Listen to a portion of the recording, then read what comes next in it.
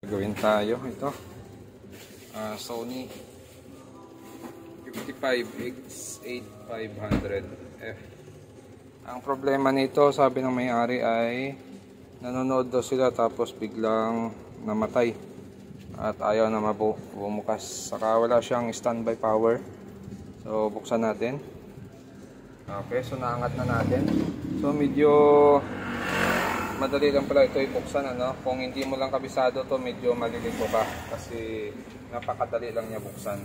Ang gagawin nyo lang, ito kasi nakabaon to dito, hilahin nyo lang to, tapos yung kabila hihilahin nyo rin, may lock lang siya dito. Tapos pag nahila nyo yan, pwede nyo nang iangat yung side na ito. Yun, angat nyo to, tapos sabay nyo itulak pataas, tulak nyo pa ganon, para yung lock niya dito sa taas matanggal din. Yan. So ganun lang ang pagbukas nito. Ito na. Ito yung power supply natin. Tapos mayroon siyang T-con dito. Ito naman yung kanyang mainboard. So medyo natagalan ako sa pagbukas kanina kasi hindi ko pa masyadong kamay ito. Ngayon lang ako nakapag-open ng ganitong model. So nakaganyan na, nakalock pala yan. Tapos angat mo lang ito pababa. Hilahin mo pababa, ano? Ganon din ito. Yan. Tapos pagdating naman dito sa taas, yun, no? Ito lang yung lock niya. So itutulak mo lang pag ganon yung cover na sa taas kung saan siya mag-open. Okay? Sunod natin gagawin dito, dahil ang issue nito ay no power, walang standby power. So check natin yung primary nito. Naisaksak ko to kanina. So check natin kung may karga, kung nag-i-store ng supply yung capacitor nito. Pag nag-i-store ng supply yung capacitor nito, ito lang capacitor niya, no? Liit lang. Check natin. So mayroon siyang supply, ano? Mababa na, 3.24. okay. So nagdi-drain naman pala yung capacitor nito. Okay?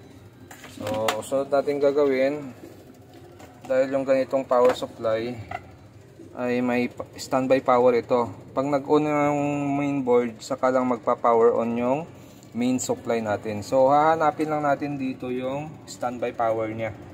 So kadalasan yan, yung standby power, ito lang circuit na ito. Yan. So makikita mo rito, may isa siyang IC dito. Tapos yung transformer na maliit, may diode dito. So yan yung pinaka standby power natin. So check natin ito, titingnan natin kung buo pa yung diode na ito. Kasi minsan nagso-short lang yung diode na yan. Kaya ayaw na siya magkaroon ng secondary. Check lang natin to, buzzer. Okay, nagbabuzzer siya sa 0.6. Yun. So parang short itong diode na ito. Okay, baklasin natin yung power supply nito. Tanggalin natin yung power supply.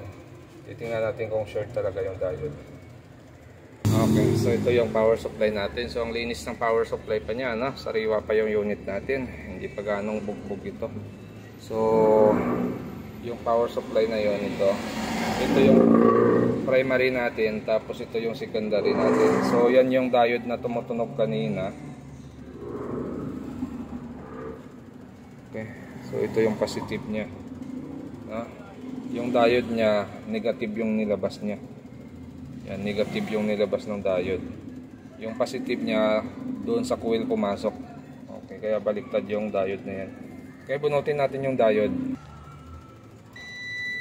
Okay, so ito yung diode nun. Payat lang. Yan, no? Okay, shorted na siya.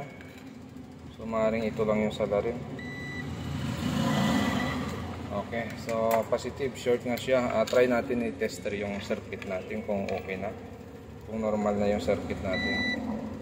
Ito, okay na, normal na to. Sana yun lang ang sira nito, ano? Standby power lang yan.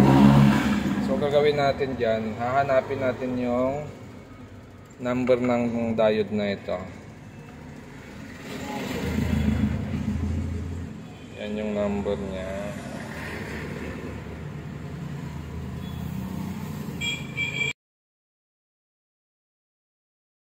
So pag ganyan ang diode, punta agad kayo sa Google, search nyo sa Google, tapos doon nyo malalaman kung anong klaseng diode yan.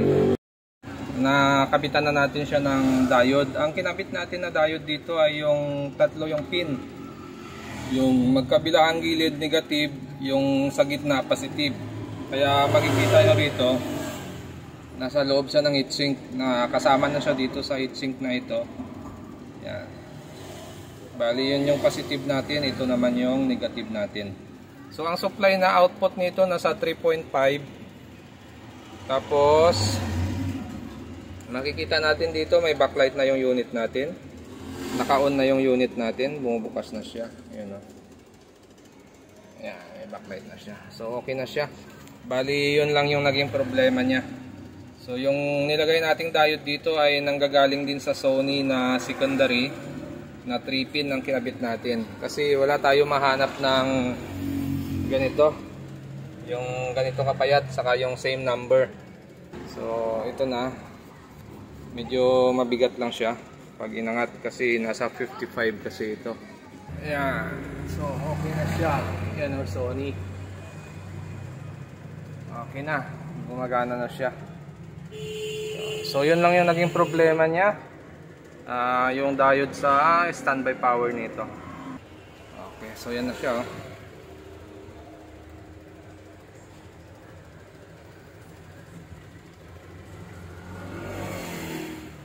Okay na. So hanggang dito na lang yung video natin. At kung bago lang kayo sa aking channel, huwag kalimutan mag-subscribe. So pag nagpalit kayo nito, check nyo muna sa Google kung may makuha kayong kaparehas o replacement. So pag wala, no choice kundi mag-experiment na lang kayo. Mas maigi yung mas mataas yung may kabit nyo kaysa may mababa yung value. So yung kinabit natin dyan ay mas mataas na value. 3 pin na siya yung kinabit natin.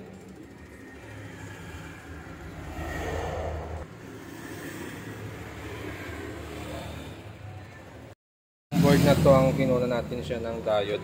Yung diode nun, yung secondary out nito. Yung kinuha natin, yung kagaya nito. Yan, yung EN220B. Yan yung kinuha natin, yung dito isa. So yun yung kinabit natin. Kinuha din natin yung data nito.